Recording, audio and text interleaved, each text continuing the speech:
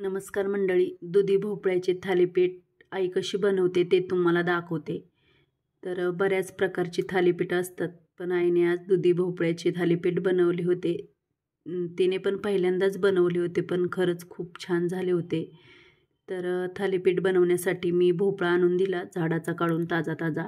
त्यानंतर तिनं स्वच्छ धुवून घेतला, त्याच्यावरची साल काढून घेतली आणि खिसून घेतला.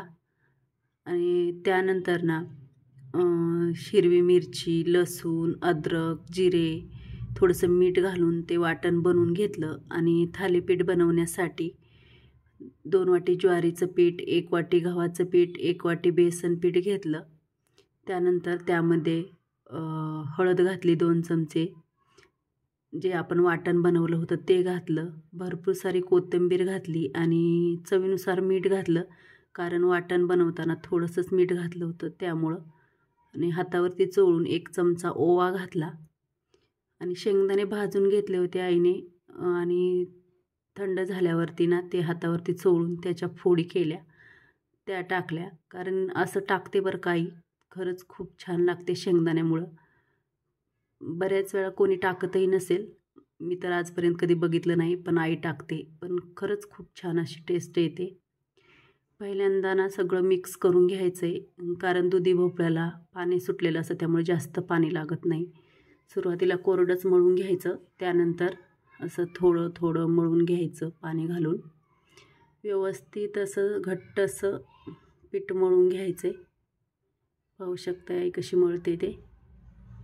असं मळून झाल्यानंतर 10 मिनटं ना असंच 10 किंवा 15 मिनटं असं ठेवायचं ओला कपडा झाकून, त्यामुळं अजूनच मऊ होते. पाहू शकताय तुम्ही. त्यानंतर ना ओला कपडा घ्यायचा आहे, सुती कपडा, आणि पोळपाटवर घ्यायचा आहे आणि एक गोळा घेऊन असं थापून घ्यायचं तळ हाताने. पाहू शकताय. थापून घेतल्यानंतर त्याला ना अशी बोळं पाडायची, कारण त्यामुळे ना तेल व्यवस्थित जातं आणि व्यवस्थित असं भाजलं जातं. असं मस्त असे चुलीवरचे थालीपीठ केले होते, त्यामुळं ना अगदी जास्तच अजून छान लागत होते.